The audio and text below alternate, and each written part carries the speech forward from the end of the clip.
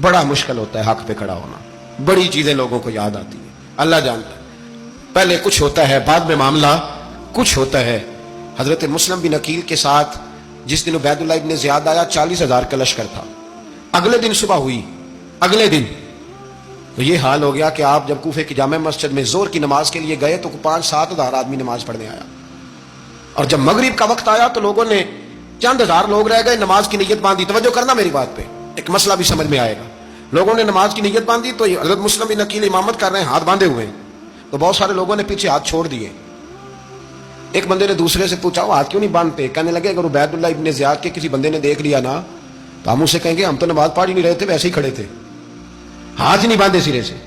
جب نماز کی امامت باندھی تو 10-11 صفیں تھیں. جب مسلم بن عقیل رضی اللہ تعالیٰ عنہ نے سلام پھیرا تو پیچھے بندہ ہی کوئی نہیں تھا. حضرت مسلم بن عقیل کو گرفتار کیا گیا. عرب کا رواج تھا دشمن کو سخت سزا دیں تاکہ باعث عبرت بنے. بہت اونچا مینار تھا کوفے کا, گورنر ہاؤس کا, اوپر لے جا کے جناب مسلم بن عقیل کو زمین پہ گرایا گیا. اور جب وہ شہید ہو گئے تو شہید ہونے سے ایک رات پہلے وہ خط لکھ چکے تھے امام حسین کو کہ آپ آ جائیں, حالات بڑے اچھے ہیں.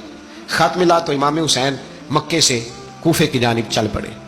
امام علی مقام رضی اللہ تعالیٰ عنہ جب چل پڑے, تشریف لا رہے تھے تو رستے میں فرزق شاعر ملا, بڑا محب اہل بیت تھا. رستے میں ملاقات ہوئی, اللہ اکبر.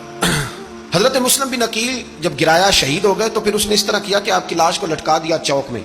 لوگ دیکھتے تھے تو عورتیں بچوں کہتی تھی تو نے باہر نہیں نکلنا, ہم نے نہیں امام حسین کے ساتھ چلنا, بس بڑا خوف ہے, کوئی بندہ نہ باہر نکلے, کوئی نہیں ضرورت, ہمیں حالات بہتر ہوگی تو دیکھی جائے.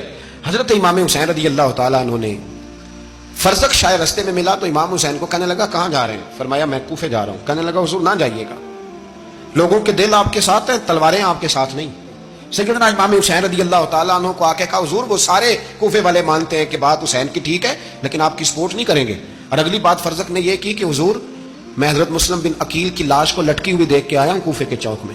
بڑا ہی خوبصورت فکرہ ہے امام حسین کا. فرمانے لگے میرا بھائی لٹکا ہوا تھا, کہیں کسی کے آگے جھکا تو نہیں تھا؟ لٹکا ہی تھا نا, کہیں جھکا تو نہیں کسی کے آگے؟ کہا حضور نہیں. تو آپ فرمانے لگے اگر مسلم بن عقیل لٹک گیا تو حسین بھی لٹک جائے گا, لیکن جھکے گا. حضرت امام حسین تشریف لائے, بچوں سمیت آئے. حر بن یزید ایک شخص تھا. حر بن یزید ایک مختصر سا لشکر لے کے اس نے امام حسین کو ایک جگہ پہ روکا, پھر دوسری جگہ پہ روکا, بالآخر تیسری جگہ پہ روکا. تو امام حسین نے فرمایا جگہ کون سی ہے؟ کہا حضور کرب و بلا. فرمایا بس یہی خیمے لگا دو, یہی. حضرت سیدہ زینب نے پوچھا امام حسین سے کہ سارے زمانے نے روکا ہے, ٹھیک ہے آپ حق پہ ہیں, یہ بھی سب نے کہا آپ حق پہ ہیں, پر روکا بھی سب نے, آپ روکے کیوں نہیں؟ تو ابن کثیر اور ابن اسیر لکھتے ہیں کہ امام حسین رو پڑے, کہنے لگے بہن میں رک جاتا پر میں نے رات کو نانا مصطفیٰ کو خواب میں دیکھا ہے. تو حضور نے فرمایا حسین اگر آج یہ رواج پڑ گیا نا یزید جیسے لوگوں کا تو قیامت تک پڑا رہے گا. پھر لوگ کہیں گے کوئی نکلا نہیں تھا تو ہمیں بھی نکلنا, پھر لوگ ظالموں کے سامنے گردنیں جھکانے کے عادی ہو جائیں. میں کہتا رہتا ہوں, کہہ رہا ہوں, کربلا کی جنگ کفر اسلام کی جنگ نہیں, کفر اسلام کی جنگ نہیں کربلا کی. کیونکہ یزید تو بڑا پکا نمازی تھا, خطبہ دیتا تھا. وہ تو جب امام حسین رضی اللہ تعالیٰ عنہ نے کربلا کے میدان میں جمعے کا دن تھا تو یزید کے سامنے کو بات کرنی شروع کی عمر بن سعد کے سامنے. تو عمر بن سعد کہنے لگا حسین زیادہ باتیں نہ کر, ہمارا جمعہ لیٹ ہو رہا ہے, جنگ کے لیے تیار ہو, فٹافٹ آ. اہل بیت نبوت کو قتل کریں گے اور قتل کے بعد پھر نماز پڑھیں گے اور پھر کہیں گے اللہم صلی علی محمد وعلی آل محمد, اسی نماز میں پھر درود بھی پڑھیں گے. یہ کیسا مرتبہ ہے, کیسا انداز ہے, دوستی قاتل سے بھی مقتول سے یارانہ بھی. امام حسین نے حر بن یزید امام حسین سے کہنے لگا مجھے حکم ہے آپ کو روکنے کا, آپ آگے نہیں جا سکتے. امام صاحب نے فرمایا وجہ زمین اللہ کی ہے. اس نے کہا آپ بیعت نہیں کر رہے, یزید کی حالات آپ کے حق میں درست نہیں ہے, آپ نہیں جائیں گے. امام روک گئے. ظہر کی نماز کا وقت ہوا تو حضرت علی اکبر امام حسین کے بڑے صاحبزادے, انہوں نے اذان ظہر پڑھی تو حر بن یزید کے لشکر نے امام حسین کے پیچھے نماز ادا کی. کہا بھئی تم مقابلے میں آئے ہو, نماز پیچھے پڑھتے ہو؟ کہا حضور مقابلہ تو تلواروں سے کر رہے ہیں پر ہمارا دل تو مانتا ہے نا کہ مصطفیٰ کا نواسہ بڑی شان والا ہے. حر بن یزید نے 3 نمازیں لشکر سمیت امام حسین کے پیچھے پڑھی ہیں, 3 نمازیں, ظہر اثر اور مغرب. پھر امام حسین کے سامنے شرائط پیش کی کہ آپ کو یہاں گھیر لیا گیا ہے, یہاں آپ بیعت کریں گے, یہاں جنگ کریں گے, 2 ہی باتیں. امام حسین نے فرمایا نہیں بھائی بیعت تو میں نہیں کرتا, اس کے علاوہ تم جو کہتے ہو میں کرنے کو تیار ہوں. اس نے خط لکھا, عبید اللہ ابن زیاد کو ایک بندہ دوڑایا پیچھے, کوفے چند میل پہ کوفہ تھا. کہا وہ نہیں مان رہے, کیا کرنا ہے؟ تو حسین ابن علی ہے, میں زیادہ دیر انہیں روک بھی نہیں سکتا. انہوں نے پیغام دیا حر بن یزید کو کہ کرنا کچھ بھی نہیں, ان کا پانی بند کر دو. ब्लैक मेल करो, खाना पानी नहीं मिलेगा, छोटे छोटे बच्चे हैं, खुद ही मान जाएंगे। हजरत इमाम अली मकाम के बारे में हुर के पास जब ये पैगाम आया तो हुर कहने लगा मेरी तबीयत नहीं मानती हुसैन पर पानी बंद करूं, दिल नहीं मानता। जब ये लफ्ज कहे ना दोबारा, तो फिर उबैदुल्ला इब्ने ज़ियाद ने अमर बिन साद को 10,000 आदमी दे के भेजा, कहा हुर बिन यजीद लचक दिखा रहा है हुसैन के हक में। एक रे का इलाका था, बड़ी वहां फसल होती थी, लोग कोशिश करते थे वहां का गवर्नर बनने की कोशिश करते थे। तो उबैदुल्ला इब्ने ज़ियाद कहने लगा तुम्हें रे की गवर्नरी मिलेगी, सबसे सरसब्द शादाब इलाका, तुम्हें वहां का गवर्नर बनाया जाएगा अगर हुसैन के खिलाफ लड़ोगे। ये इतनी जबरदस्त होती है गवर्नरियां कि गवर्नरियों के लिए लोग नस्ल रसूल के खिलाफ भी निकल आते हैं। ये इतनी तगड़ी होती हैं, इतनी जल्दी वफादारियां बदलती हैं। वक्त इतना नहीं कि मैं मजीद तफसील में जाऊं। इमाम हुसैन को रोक लिया गया, अमर बिन साद ने रोक लिया। यकम मुहर्रम को इमाम आए, 7 मुहर्रम तक रोका गया, 7 मुहर्रम को पानी बंद कर दिया। जानवर पानी पीते थे, घोड़े पीते थे, कुत्ते पीते थे, लेकिन मुस्तफ़ा के घराने को पानी पीने की इजाजत 3 दिन तक पानी बंद रहा। 9 मुहर्रम को अमर बिन साद ने और लोग बुलाए। शिमर एक बड़ा सख्त आदमी था, संग दिल बदबख्त, जिसने हजरत अली असगर के गले पर तीर मारा था, वो और लश्कर लेके आया।